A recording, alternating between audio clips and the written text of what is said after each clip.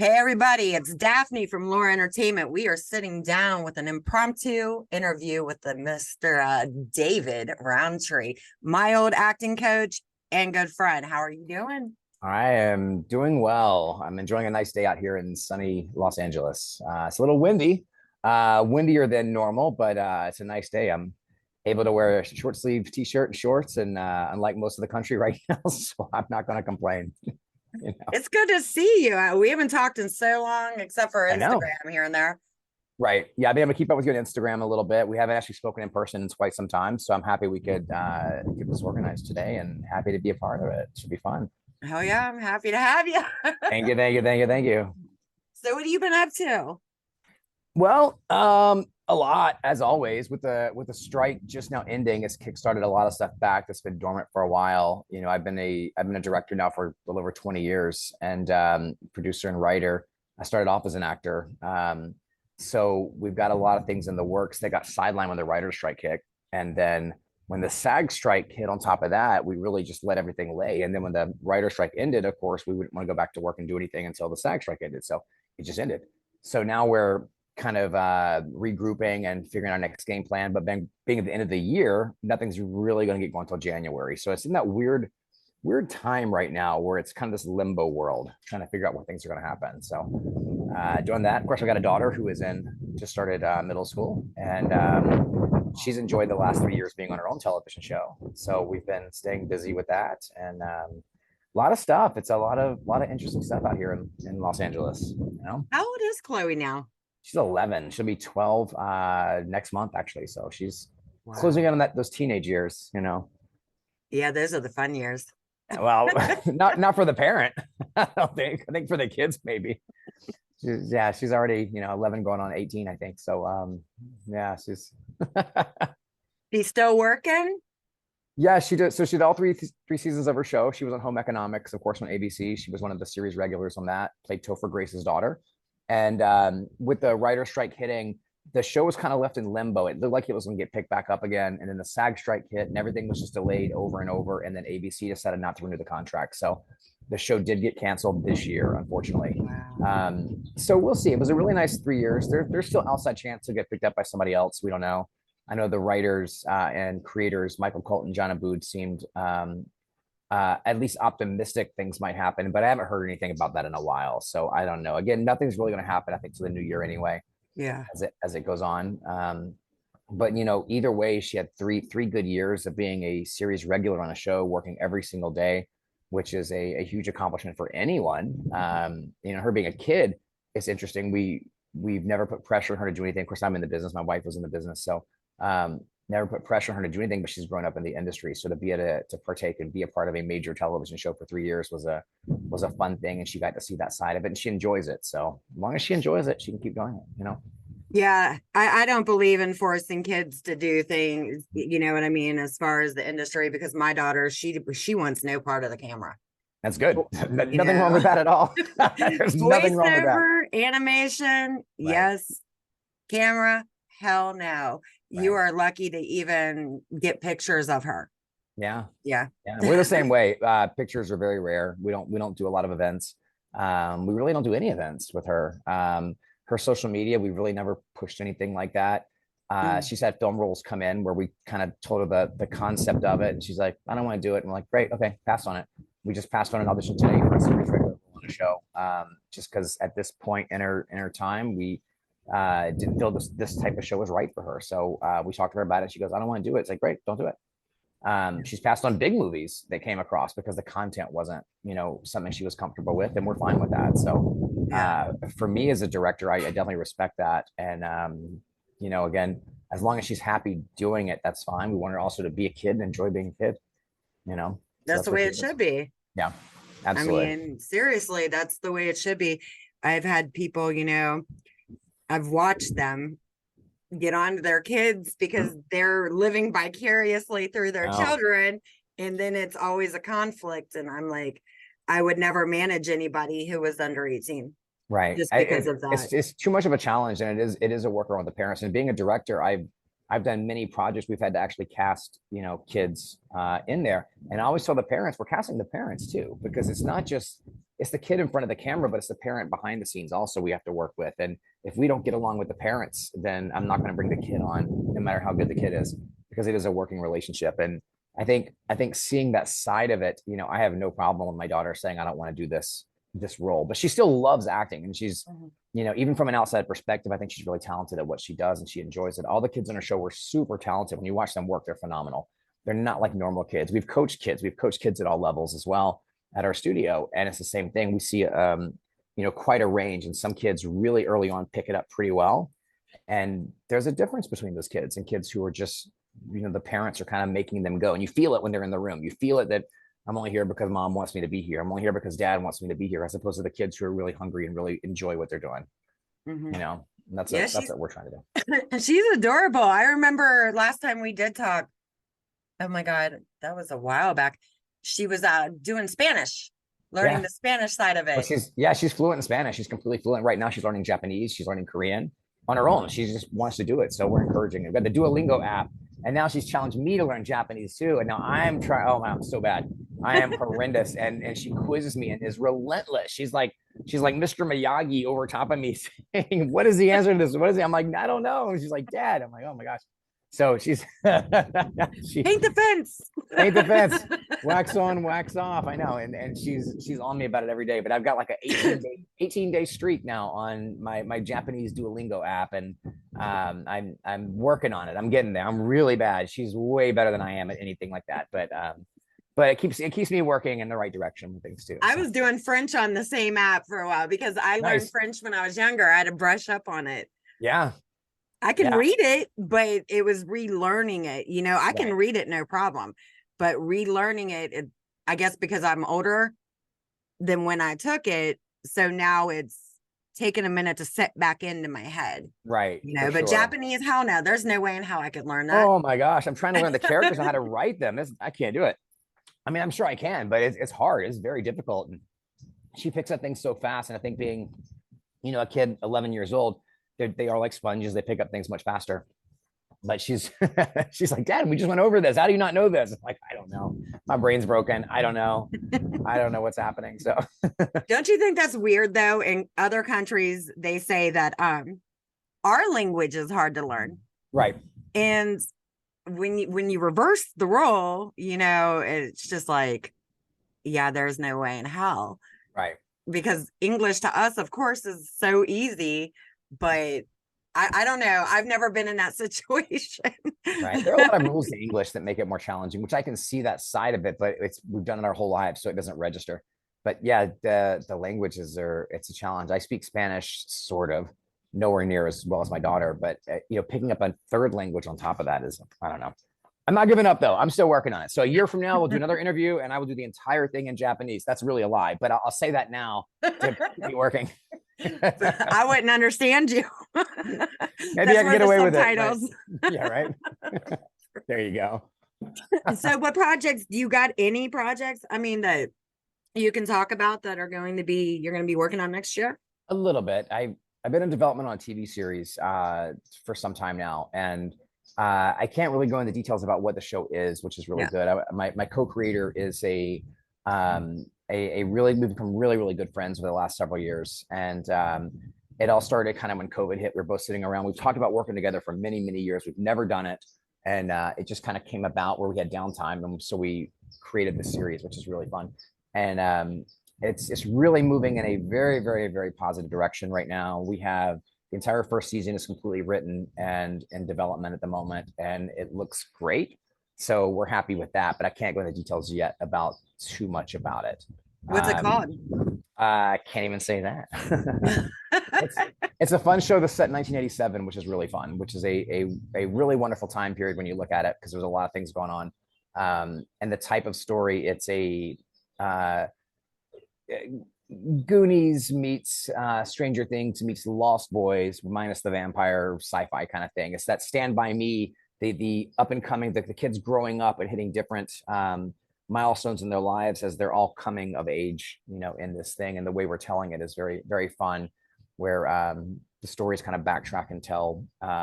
Episode 2 kind of picks up pieces of episode 1 we didn't see, and the scenes interact. And it's very, very creative the way it's told. and it's got some traction. So, but it's a lot of At fun. It's least really it fun don't putting it have together. the one guy, the guy in the, oh my God, it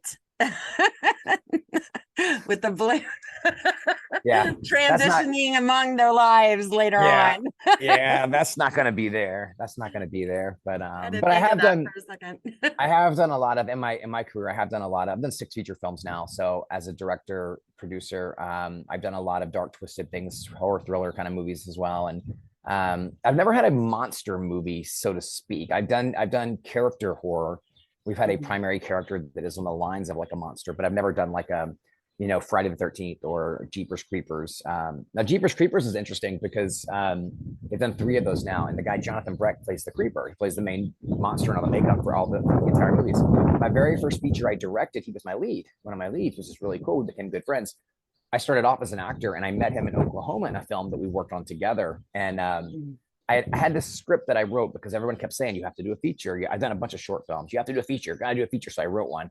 And I knew nothing about doing a feature film. I was trying to find a director to do it. And I talked to Jonathan and I asked him, I said, hey, would you mind reading it? We had all this downtime on set. And he said he would. And he read it and he said, it's got some legs. And he goes, you got to find a way to make it. Just find a way to get it done. It's your first one. Don't expect it to be a big blockbuster. Don't expect it to be, an Oscar winning performance or anything like that. Just get it done. And I said, okay, I'll get it done, but you have to agree to be in it because I need a name to get my movie made. And so he agreed. And that's how I got my first feature film made. So he was a part of it, but it was a train wreck. It was so many things that on the side, because I was director, I was a writer, I was also a producer of this thing. And, as we've talked about, producing is very challenging because there's lots of different people have different hats on, and there's lots of people putting their hand in and saying they'll do things and not coming through, or some people come through more than expected. And it's, you learn as you go. In my first feature, I made 10,000 mistakes, so many mistakes. And then it got better. My second one, I made less mistakes of those, but I made bigger mistakes because the budget was higher. My film after that, I eliminated a lot of those, but the budget was even higher, and I made even more mistakes on a bigger scale, but I fixed all the small ones. So you go, you get better as you go. Producing's not easy. I'm not necessarily a fan of producing. I have now produced quite a few, but it's not something I really get excited about. I like the creative side, but the creative side often comes with the business side, and it is a business. So you got to learn how to balance it all. And that's the biggest challenge, I think, putting it all together. Producing's not very, I mean, it's worth it in the ends, but people don't realize that you are literally responsible for everything. Oh yeah. Everything. I mean, oh yeah, everything. And it's just sometimes it could be overwhelming. Sometimes always, always. Yes, you're well, right. It can be. Yeah, I know. And then other times you want to be curled up in a corner somewhere with a bottle of tequila. Right. Absolutely. It's factors, Absolutely. I guess. But I mean, at the end of it, then you've got something really awesome. Right. And that's one reason I enjoy feature films is it's like an individual project that's kind of encompassed inside like a little balloon. And so when you're done with that project, you take the balloon, you put it away, and it's done, and then you can move on to something else. And so I do enjoy that aspect of it. Therefore, if you have 6 balloons and one's not so great, it's not the end of the world, but you can move on and do something else. But each one builds. So each one that I've done has gained the next one for me along the line. I've been very fortunate. My last 2 were in theaters across the country, so that was a big accomplishment. One of my movies is actually in theaters in India at the moment, which is kind of cool. It was scheduled to go into theaters back before COVID hit. When COVID hit, all theaters shut down, so they sidelined it, didn't do anything, and they just brought it back about 6 months ago. And at the moment, it's still running over there, as far as I know. I think it is still. So having stuff out there is kind of cool because I made that movie way back before COVID, and it still has life to it, which is kind of fun. So when you do a project, they take that balloon and they can bring it back out and play it again, which is kind of fun. But as far as my producing work on that side, I'm done with it. So now it's just kind of a bonus that it gets done, and I'm, trying to find the next thing. And I do have a couple scripts that I'm working on in the creative side of writing, which I'm excited about. It's just finding time to put it all together. That's the challenge. Are you still doing the studio? Oh yeah, the studio. Yeah, we have a studio. So we're LA Acting Studios, which is, you can look us up. It's easy, laactingstudios.com.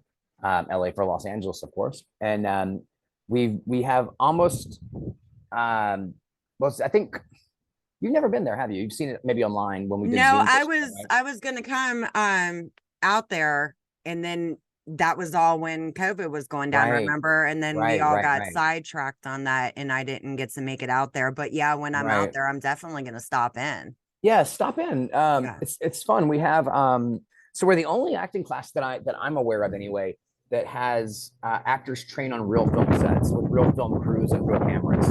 So Mhm. most acting classes are designed as like an open stage. You kind of get in there and you just do your thing. For me as a director, the biggest thing I found was that only goes so far as the acting process goes, because you learn how to be raw and emotional. But in film and television, we're telling stories inside little boxes. And if you don't know how to play inside of a box, you're done. And it really hurts you when you come to set. And so many times I've cast actors who come into work and they don't know how to play inside of a box. They're used to the big stage environment. They were never held accountable for continuity, for audio, for blocking, for all the little nuances that have to be done to tell a story. Because in the end, filmmaking is the visual art of telling stories. We're telling stories. So we have to learn how to physically tell the story, emotionally tell the story. And classes out here, unfortunately, most of them are just the emotional side of telling a story, how to get to that raw emotional place. But that may not be the most interesting story. So we're really teaching storytelling. I was very fortunate. I taught film for a long time, many years ago in the early 2000s. I taught film for 8 years at an environment where I was uh, privileged to teach a lot of high profile kids. I mean, not 5-year-olds, but 14, 15, 17, 18-year-old kids. I taught Schwarzenegger's kids, Sylvester Stallone's kids, Harrison Ford, Oliver Stone, Jack Nicholson, Reese Witherspoon, Adam Sandler, Harrison Ford, a bunch of them. But Callie Clovis is one of my kids that I work with. And Callie's father, Steve Clovis, who wrote all the Harry Potter movies. So Steve became very instrumental early on in my career for really helping me understand storytelling and the art of storytelling and how to go about it and do it, and kind of pointed me in the right direction for my career to kind of propel and move in the right direction as a writer, as a director. Because even as a director, I didn't understand storytelling when I first got started. Once I really understood how kind of it all works, it changed the way I look at things, which really helped kickstart my career. So being in that environment, it changed the way now that I write, the way I direct, the way things are edited, also the way I coach my actors. And I try to teach actors to understand this art of storytelling, because if they don't understand storytelling, they can be very, very believable, Yeah. but it doesn't mean it's interesting to anybody else. And if I had to say, well, I've been in jail, that's not how I played it in real life. I'm like, yeah, but if there was a camera following you 24 hours a day in jail, how much of that would actually be interesting in a movie? Maybe an hour's worth of it, maybe 20 minutes of it, right? So it's not about playing it realistic all the way. It's finding the best story in it so you can get the audience engaged in what you do. And so we really teach that at our studio, and actors get all their footage, which is fun. Even our online class is the same thing. So we really teach story, how to break down material so actors can see the best story in what we're doing, not just being believable. So Yeah, that's funny. Well, that's not how I played it in real life. Okay, what the hell did you go to jail for? exactly. That was my question. Right. That's a real conversation I had with an actor one time. I'm like, why What are did you you go to really jail? doing in the jail? Exactly, right. She's like, I just sat there and slept all day. That's honestly what she told me. And I was like, okay, well, who's going to want to watch you sleep for 2 hours in a movie or 4 minutes in a scene? It's not interesting. It's not wrong. And I tell them it's not wrong, but it's not interesting. And we have to understand filmmaking is the visual art of telling stories, and also audio has a lot to do with it too, but it's storytelling. So if we can't tell effective stories, we're not going to get the audience to engage. They're not going to care in what we do, and they're going to tune us out. And today's world is a 30-second world. It takes no time for somebody in the audience to pick up their phone and start checking their text messages. Or if they're watching something on television, go, let's see what else is on, right? If you pay $18 or $25 for a movie ticket, you're probably going to stay in the movie theater and watch it no matter what, because you paid that much.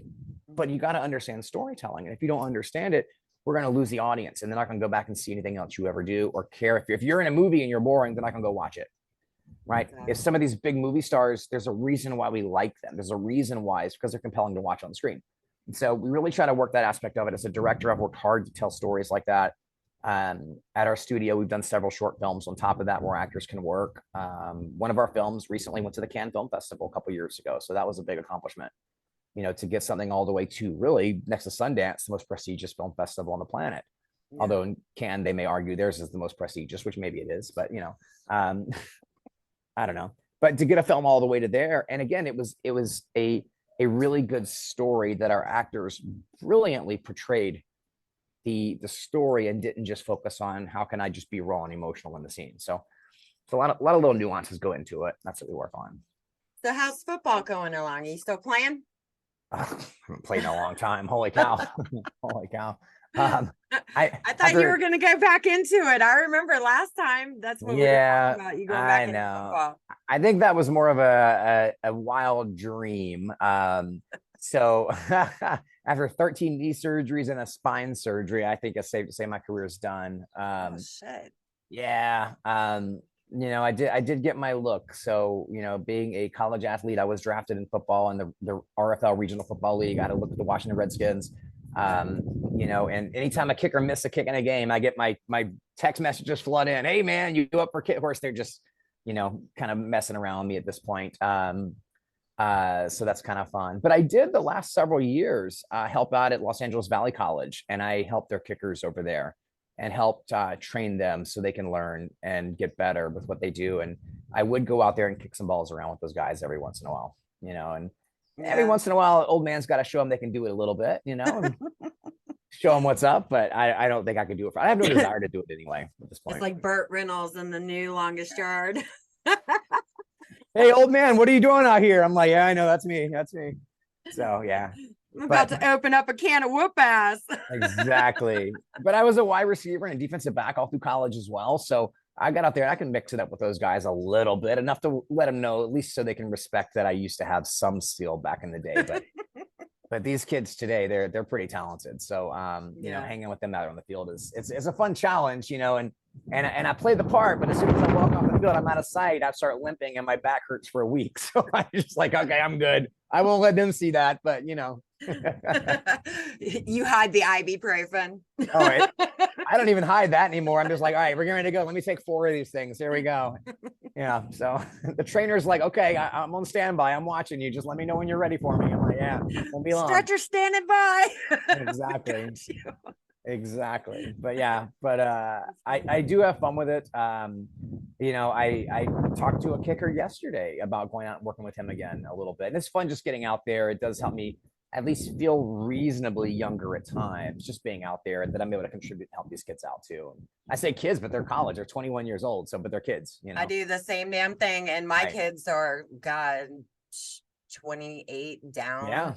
And Yeah. it's just like, you see all these, well, they're adults, but to me, they're not, They're I kids, still yeah. look at them like they're kids. I know. They're kids, I know.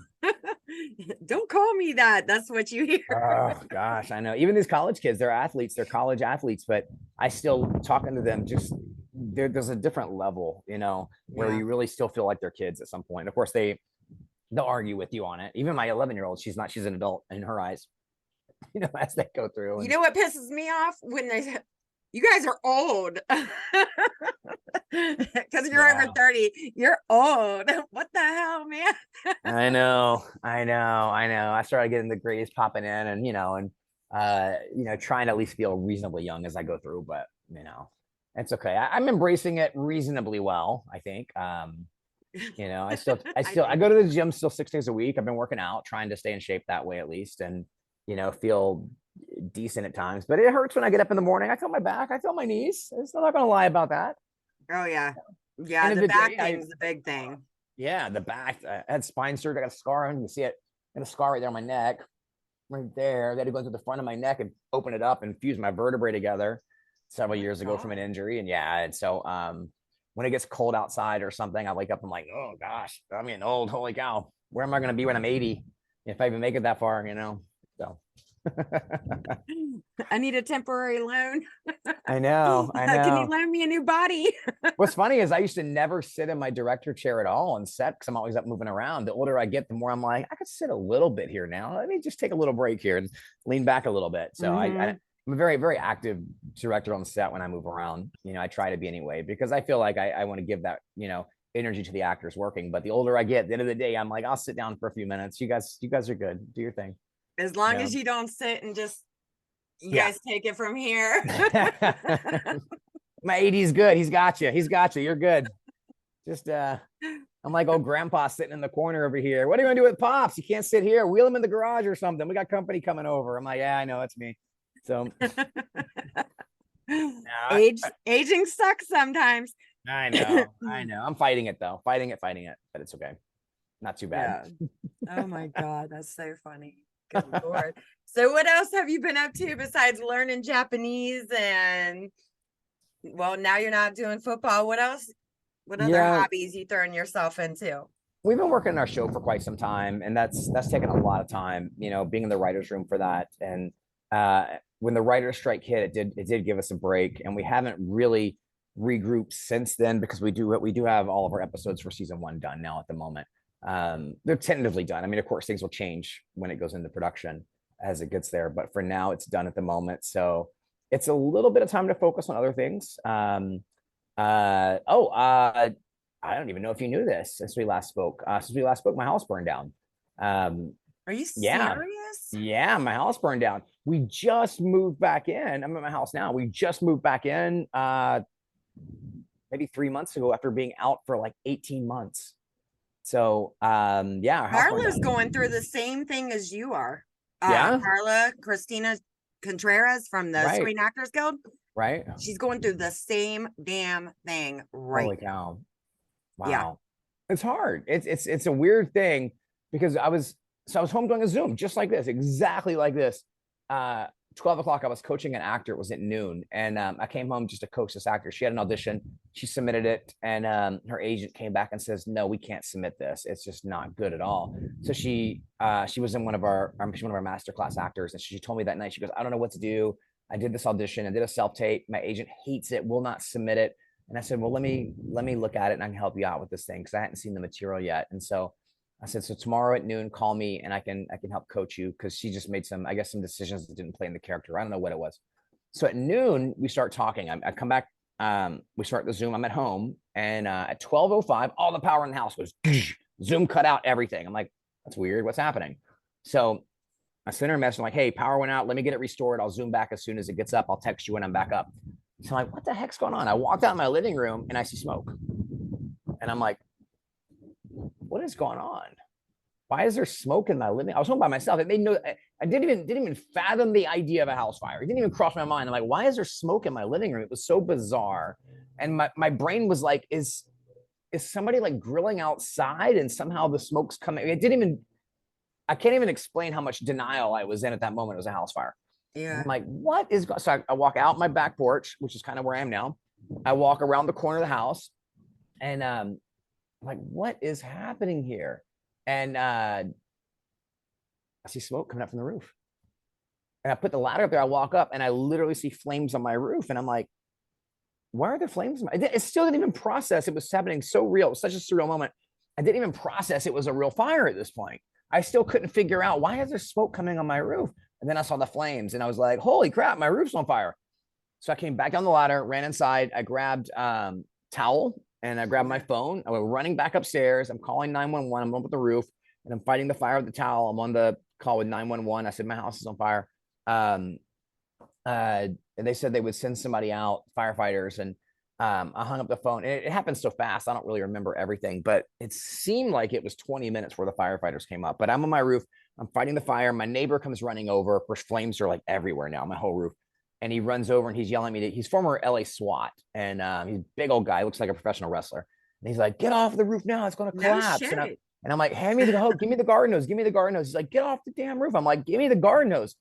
So he gives me the garden hose and I'm trying to run. I'm spraying water all over, like in my attic and everything. Every was a little hole, like vents and everything, spraying water in the vents, and smoke just went everywhere. Black smoke all over the place. Couldn't see anything. It was bright. My eyes are burning. And I'm fighting it. As I get there, finally the firefighters come down the street. They put the big ladder. They get up on the roof. They talk me down. They're like, you have to get off the roof now. And I'm like, but I have to put the fire out. It didn't even register with me. These are firefighters. Like, that's their job. Get off the roof. Let them do it. I'm like, all right. So they talk me down. I get off the roof and I go back and I stand in my driveway and I look back and flames are everywhere. Like my entire roof's on fire.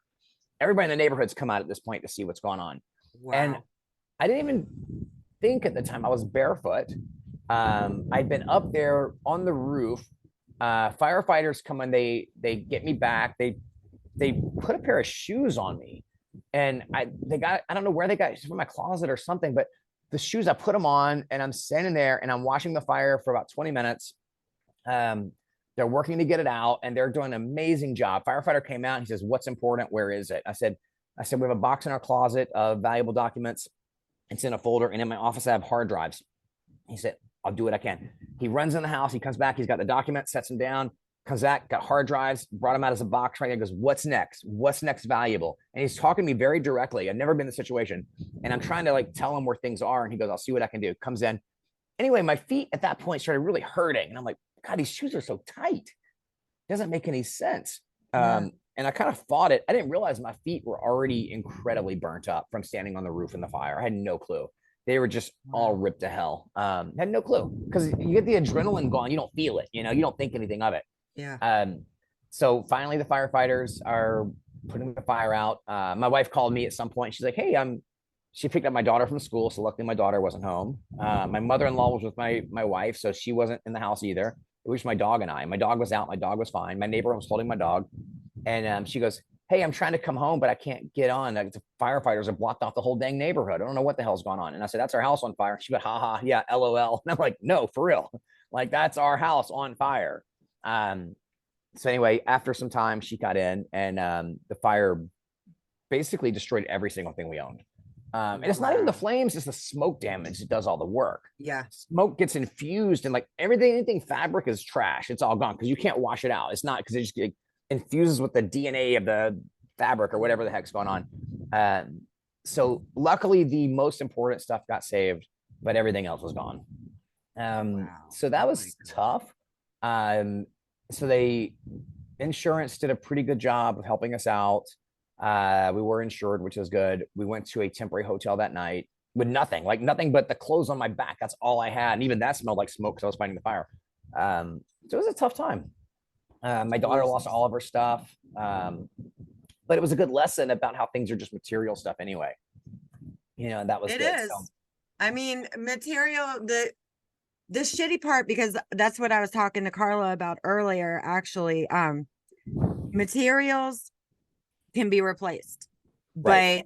But the only shitty part, because I've been through 2 house fires, and it's the stuff like your pictures and stuff like that for a fact can't be replaced. Right. Which is the reason I wanted the hard drives. The hard drives had all of our pictures and things like that on it. That's what I wanted to try to salvage and get that.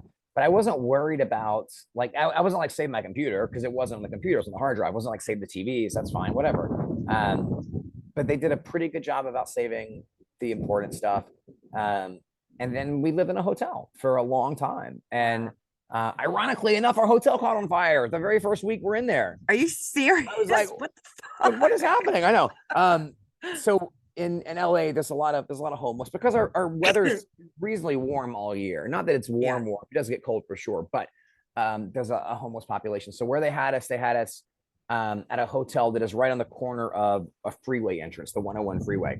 And there's a homeless encampment kind of behind in the woods. And I guess whatever they were doing, they started a fire. And the flames, my wife sent me a picture. She's like, our hotel's on fire. And I wrote this time like, yeah, right. Ha ha. No, it was for real. I guess they started a fire and it burnt right up next to the hotel. So they had to evacuate the hotel. At that point, insurance were like, we got to go somewhere else. So they moved us to a different hotel. And we were in that for a couple months. And then we ended up moving to a temporary house in our neighborhood, just down the street, not too far. And we lived there up until just a few months ago. So dealing with that, moving now 3 times was a bit of a thing, trying to balance our lives and handle everything. And just the traumatic like stress that is involved with my daughter being a kid going through this. I can't even imagine that coming off of COVID too, which all the, the COVID, what that damage that's done to kids and socially, it's just, it's tough. That is crazy. What started it in your house? It was electrical. I guess I'm not really sure exactly. We have theories. We had a big giant tree, which was ironically, I don't know if you can see it. There's a big gap like right over there. There was a big giant oak tree right there. Yeah. That fell down. We had a rainstorm. It doesn't ever rain in LA. So it rained. And when it rained, the big oak tree just collapsed. Humongous tree. And it landed really like right in between.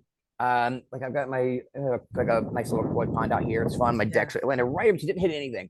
And it was so convenient that it landed perfectly like that. It was a blessing that it didn't land on the house.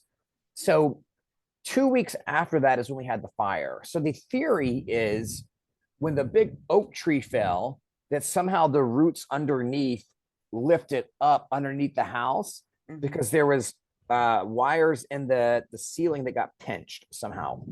And so we're thinking maybe it wasn't, you know, it wasn't like anybody's fault. It was just somehow the wires got pinched. And when they did they did an arson investigation, of course, because it's insurance, thinking, you know, make sure we didn't set the fire.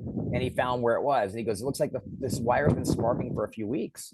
So it looks like, and we had really high winds that day, and we think the winds just caught it and it went up. The scary thing was it was in the attic.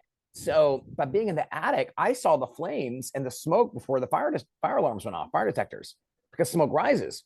Yeah. So being in the attic, smoke went up. So if it had happened in the middle of the night, we'd have been gone. I mean, knock on wood, it didn't happen, but that's scary.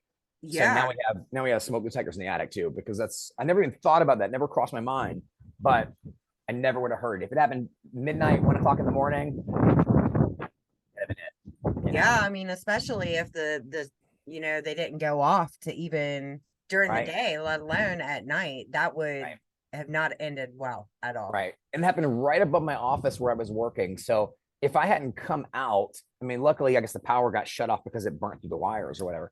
If it hadn't shut off, I would have been trapped in my office with no way out. So it's a lot of like potential scary stuff, but I'm happy to be here.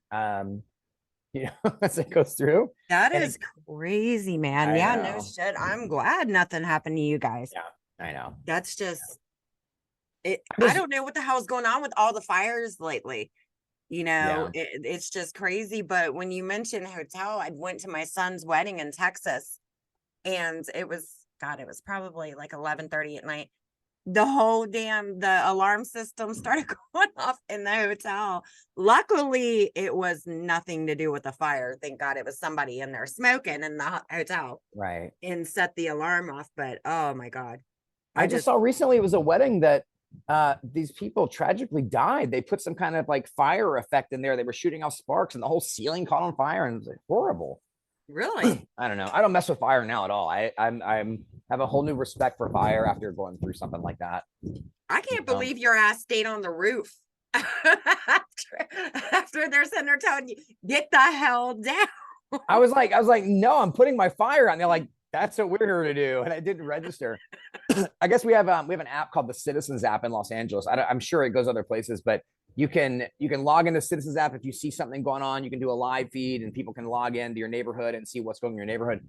And I guess my friend who I called back while I was on the Zoom, I said, my house on fire. She goes, I know, I'm watching right now on the Citizens app. And I guess somebody posted a video. Some crazy person is on their roof with a garden hose. I'm expecting I assume they're the homeowner trying to put the fire out. They're nuts. And they're like commenting their video. I haven't seen the video, but I'm up there, I guess, trying to fight this fire like a moron barefoot, you know. That wouldn't let the people do their job. Kicking the firefighters. Stay back. I got it. Get out of here. I got it. That's my audition for one of those firefighter shows, you know, on TV. Well, you better get it after that shit. I want to direct it and write it. I don't want to act in it anymore. I just want to direct it and write it. So you should. I know. You should. I'm telling you. Oh write God. What you know. I have firsthand experience now in that. So it's I just can't believe that you just jumped. Well, I mean, the ladder, and then you came down, then go back up. Yeah, oh my God, man.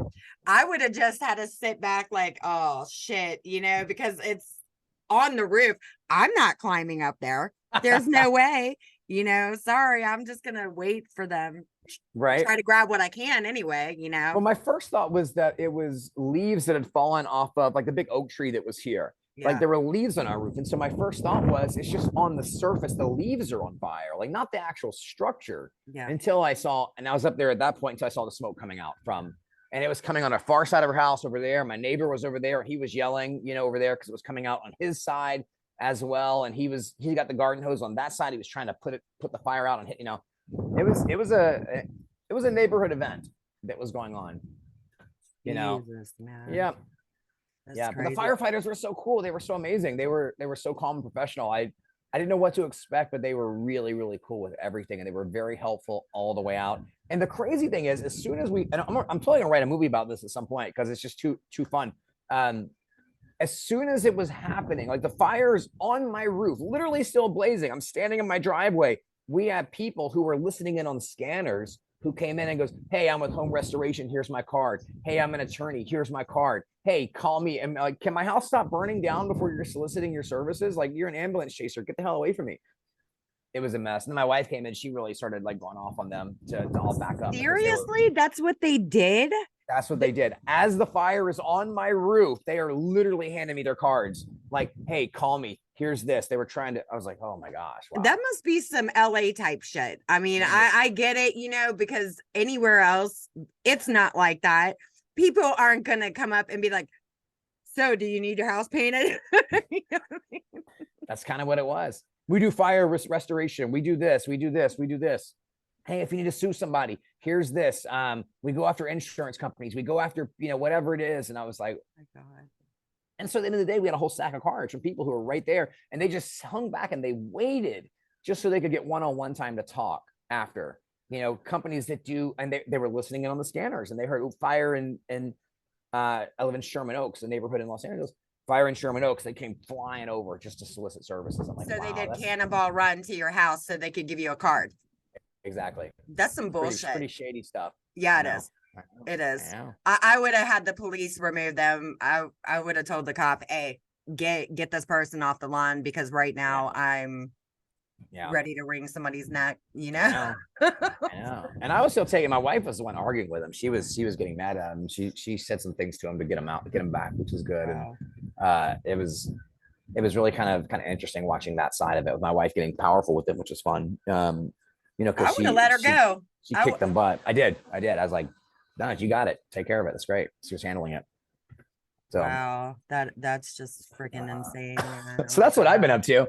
Trying to work movies, our studio, work this TV show, and with my daughter starting middle school and a fire. So it's been a lot since we last spoke, Daphne. I'll tell you. You know. Hell yeah, it has. I'm serious for both of us. Right.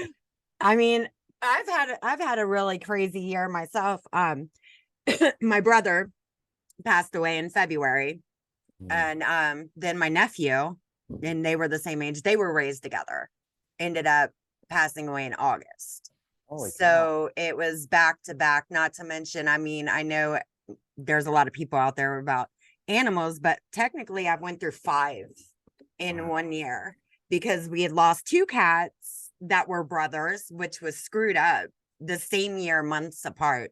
And then all of this, it's kind of weird the way that happened, because it was one cat in March and the other cat in August. Then it was my brother February, March, you know, and then the nephew August. It was so weird. And then my neighbor died over here, and I was good friends with him. And it was just everything that happened this year. It's just been, oh my God, so crazy on top of what I've been doing. And I had to deal with that whole death, my brother's death anyway, myself. So yeah, I went and I had to handle all the planning. Then I had to be I was the one who went and identified him. I was in a room by myself with him on a slab. Yeah, it's just been crazy. I mean, a crazy ass year for me. Right. And I've just literally thrown myself into my work. Everybody's like, what are you doing? Working. What are you doing? Working. And I'm talking from probably 9:30, 10 a.m. until 4 a.m. every single day, because I've literally thrown myself into the work. And it's been a shitty ass year. I'll be glad to get it over with. I'm telling you. Right. I'll be real glad to get this year over with, because it just needs to be done. Yeah. It's crazy. But you know, you deal with it and you have to move on. Yeah, it's all part of life, and it gives you experience, and you know, positive and negative. The negative makes you appreciate the positive. Like the house fire made me appreciate so many other things. Everything you go through makes you appreciate other things in life. And if everything is easy, you don't appreciate it.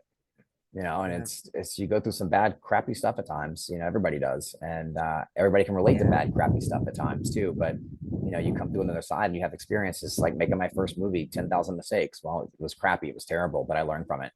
Everything you go through, you know, deaths, tragedy, fires, whatever it is, you know, you get through it and it makes you stronger as a person, but also gives you an appreciation of the good things. You know? Yeah, I mean, I've always been that type of person where, you know, the material shit, you know, but this year, one thing I did learn after all of that was life insurance is a big damn deal, you know? Yeah. I mean, he was young, so he wasn't even thinking about that, you Right. know? And it's just like, after I had to deal with everything, I'd never planned no funeral Yeah. ever. So it was just like, yeah, I'm going to set shit up and get the life insurance, which I wasn't even thinking about it, you know, Right. until that all happened.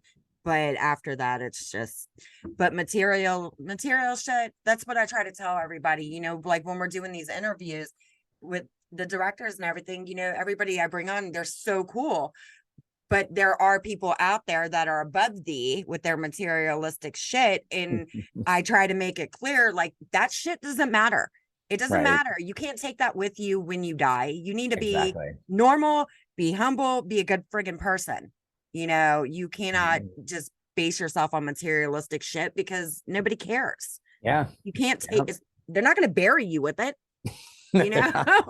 I mean, would you rather be loved or Right. liked, or would you rather be known for, you know, being a materialistic ass? Yeah, You know, I'm exactly. sorry. I care more about humans and feelings and helping people versus being up there and being an ass.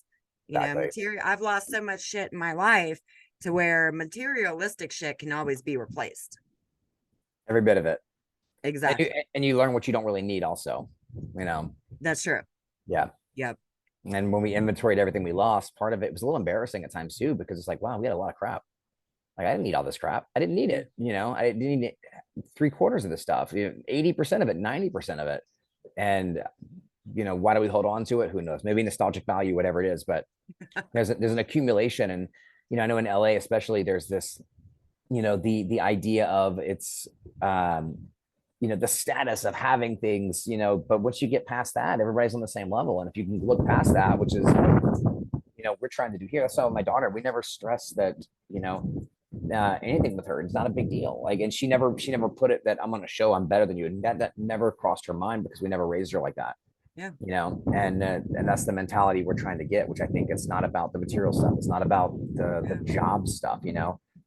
It's just about being a good person, trying to help other people, and you know, and Yeah. live life to the fullest, you know, and trying to. And it's easier said Right than there. done for sure, but that's what it is. And you know, and being able to spend time and be part of a family, be part of things outside, because the work is one thing, and you know, if you get so wrapped up in that all the time, it will take over, you know. Yeah. And in LA especially, there's this material, and I tell the actors, like it's all the time from actors. I said, what is your goal? They're like, well, I came out to LA, I'm giving myself a year to make it. I hear that all the time. I'm like, make it? What does that mean? Make it? A year to make it. What does that mean? Because the thing with this industry is, what, you got a national commercial? It doesn't mean you made it, but that's great. That's a big accomplishment. Congrats. That's awesome. But at the same time, once you get a taste of that, you work one day at a national commercial, you make $25,000 or whatever it is for one day. You're like, oh my God, that was insane. It's hard to go back to a 9 to 5. Doesn't mean you made it. So then what, you book an independent film as a little tiny role? Well, that's great. But then you want more. Then you want more. Then you get your first network TV credit as a co-star. You get 3 lines on a TV show. Oh my God, that was amazing. Now I want to have a bigger part. Now I want to get a full scene that's I'm the star of the scene. Now I want to get a guest star where the show's about me. Now I want to get a recurring role where I've got three or four episodes on it. Now I want to get a leading role, a series regular. Now I want to do a big studio film. It never ends. And so there is no made it in my eyes. And you have to just accept where you are and be okay with that. I think that there's a lot of misinformation out there where actors, it's a tough business, because as actors, directors, writers, everything, if you're not careful, you'll never be satisfied with anything. And it's this insatiable desire that a lot of people don't even understand they have, where they're never going to be satisfied no matter what. And it's learning how to separate that and not define that as your own self-worth or your happiness. Because somebody's always going to have more work than you. Someone's going to have a nicer car than you. They're going to have a nicer house than you, whatever it is. And if you're always trying to catch up to them, you're never going to be happy with anything, you know. Exactly. I mean, I'm right there on that same wave, because like you said, making it, okay, there is no guarantee that everybody that goes into this film industry is going to make it. You know what I mean? Not even close. Not even close. Yeah. But I mean, there are other things, you know, once you take jobs on these sets, you could be happier doing something else, you know, in the industry, but you don't have to get cocky about it. Right. Because Absolutely. then you're going to lose that so-called following that you have, because you're cocky. you Right. know? Yeah. Seriously, people don't get it. They Yeah. don't, and hopefully one day they will, but I doubt it, you know? I mean, Yeah. I know. I It's doubt hard. it. One of my buddies has been a close friend for many years. Name's Kiko Ellsworth. Kiko is he's been on lots of TV shows, lots of movies. If you ever watch Bad Boys 2 with Will Smith and Martin Lawrence, he was they fight the Haitians in Bad Boys 2. He's the blonde Haitian with the dreadlocks in Bad Boys 2, one of the main bad guys. And so Kiko, when he got that movie, he became very arrogant. And we've had discussions about this. Mhm. And Will Smith pulled him aside one day and he's like, "What are you doing?" It's like, "What do you mean?" He's like, "Why are you acting like that? Like you're acting like you're better than everybody else. This is a job. Like you're lucky to have it. It can go away." And I don't remember exactly what Will said to him, but it put things in perspective. And of course, Will Smith's had his own issues in the past too with everything he's been, dealing with. But it put things in perspective for Kiko, and he changed as a person at that point. It put things like, wait, I don't have to put on this front that I'm better than you because I'm in a big movie or things like that. And it changed his outlook. And when I became friends with Kiko, he did my very first movie as an actor in 2005, and I had known him just vaguely because as an actor I did a movie with Kiko in 2002 or something where I first met. And I remember when I did my movie, I was talking to him, and I wanted to thank him for the first time we met because he was really cool in that movie set. And I actually auditioned for the role that he got. I had no idea. I'm about to audition for this role, and it's my first leading role audition, and I'm about to audition for it. I'd never read for the director before, a guy named J.L. Davis. I'd never been in the casting office. Casting director was Pamela Staten. Never been in a big office like this in my life. And right before I go to read, the director says, "I don't know if I should tell you now or after you read." And I'm like, "Well, don't drop that bomb on me for my audition. Like, tell me now." And he Right. goes, I was like, "That doesn't do me any good." He goes, "Well, the part you're reading for was just cast. We had an offer out to a name actor and he took it. So there is no more role." And I said, "Oh, okay." I said, "Well, I prepared for this role. I've never been in the office. If you guys have time, I'd love to still at least read for you so you can at least get a feel of who I am. I understand the role's been taken." And they agreed. It was really nice. And I read for the role. And of course, I didn't get it. But I got a call a few days later. My agent called and said that J.L. Davis and Pamela Staten, after I read, I guess appreciated that. And they actually wrote a small part in the movie for me, which is really cool. That's Movie cool. called The Diplomat, and I got to play the boyfriend of the girl that was kidnapped in this. The movie's about she hurt and kidnapped, and I played the boyfriend. So a couple lines, not a big deal, but it was my Yeah. first big film. And so when I show up on set, I want to see who this guy is that got the part over me, and it was Kiko. So he walks out, and oh my god, I wanted to hate him. He was so nice, and I was like, "Dude, be a jerk, so I can hate you." He was so cool. He was so nice. But then years later, when we talked, he didn't remember the first time we met. And I asked him about that. And he goes, "Oh my God, I'm so sorry. Was I a jerk to you or was I nice?" I said, "No, you were super nice." He goes, "Okay, good." Because I was a jerk to a lot of people. And I regret it. It was my encounter was after his Will Smith moment, as it went on. And it put things in perspective right there to always be nice to everybody, no matter what. And then it's just stuff like getting a role doesn't mean you're better than anybody else. And it kind of put me in check early in my career too. And that was a big lesson. That's And awesome that Will checked him like that. You know what I mean? right. Because, and I've liked Will. Well, I still like Will. You know what I mean? Mhm. My favorite movie by Will Smith, honestly, I know he's done the new ones, but my favorite one is The Pursuit of Happiness, Oh, he's great. Yeah, because absolutely. I've been not, well, I've been in this like that situation when I was young. So I felt that, you know what I mean? Right. Because I just felt it, especially that bathroom scene when he's in that bathroom, with the little boy, his son, Jaden. Yeah. I had to think, but oh my God, yeah, that's one of my favorites. So I mean, to check somebody that's Yeah. almost about to lose it because they made it, Right. you And know? that was the mentality, I think. And I don't want to put words in Kiko's mouth because he's been very vocal about this himself. That's why I feel Yeah, comfortable speaking on it. And we've become really good friends. I've that's known Kiko now awesome. for almost 20 years. We've actually Yeah. produced 2 movies together. He's been in several of my movies. He has a daughter, my daughter's age. They grew up together. So I don't know I don't remember the exact. I don't want to misquote, but that was the gist of what happened. But it put things in perspective that no matter what you did, doesn't mean you're better than anybody else. Yeah, And it's just a thing. It's just what we're doing. We're making movies. We're directing. We're writing. We're acting. Whatever it is. And it's jobs. It's jobs. It's Jobs. jobs. Yeah. It's a job. I've stressed that so many times Right. on these. It's a job. It doesn't make anybody better than the other. Some jobs are just more fun. Yeah. You know, some jobs aren't that fun. It just Right. depends on where you're at. You know what I mean? But Right. it's a job. You Mhm. know, there's no point in ever acting like you're ever better than anybody else because Right. it doesn't matter. You know, you can be up here and then boom, Oh yeah, it can go away. And it's, I mean, that's it. house Yeah. fire, top of the world. Next day, house burns down. Done. Back to level one. It can Yeah. in any regard can happen to anybody anytime. So having that appreciation, you know, I try to have that appreciation with everything. Yeah. And it's hard sometimes because you want things, you want to have success, and I want to see my family happy and do things. And when it doesn't always happen, you like, oh come on. But you know, just living in the moment and appreciating it. And that's what we're trying to do. We try to teach that at our studio for actors too, that if they're a jerk right now before they've even done anything, no one's ever gonna want to work with them. Yeah. You know, and teaching them how to be a professional actor, showing up on set, being on time, being ready to work, and contributing, not just like I need this and this and this. I want my dressing room to have this. I want my dressing room to have this. And I've dealt with actors like that. I've fired actors like that. My very first film, the biggest name in our entire film, she was a lead on a major television series. I knew her before she had a credit on her resume. We were in the same acting class together when I first started. And that was the connection. So when her show ended, I asked her if she'd be the lead in our movie. And she said yes. And she came to set, and it was this incredible diva attitude and energy. My crew just did not want to work with her. She was rude. She was mean. So 5 days in, I had to fire her, even though knowing it, she was the biggest name in our movie. And she was a name that could potentially sell the movie, but I had to fire her because it was just not the right fit. And that was really, really hard because it was my first film I'd ever done as a director. And getting rid of your only like big name in the entire thing was really a challenge. But for me, it was the sacrifice. I was like, I don't want to work with somebody who is this thing. Like I mean, literally it was, I need this kind of ice cream at 3 a.m. or I'm not working. I need this kind of salad or I'm not working. And it was like, wait a minute.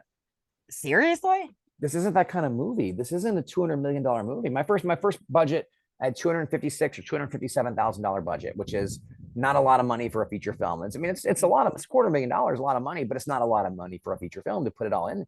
And you know, she knew that going in. And to make those demands, it was just, and she was rude, and it, you know, if it would have been before going in, I would have just went a different direction to begin with. she was fine going in. I did have some issues with her agent a little bit, kind of showing a little bit of that diva side, but I chalked it up to her agent being an agent. You know, with the air accommodations and things like that. They had a layover, and the agent was like, no, she needs to fly straight. She doesn't need to, you know. And I'm like, okay, well, she didn't want to fly alone, so she's flying with a cast member who's a friend of hers. And so the only flight we could get this last minute was, we're battling all this stuff, but I chalked up the agent. But when she got there on set, it was attitude and ego, and it's like, wow, it's just too much. I can't deal with divas.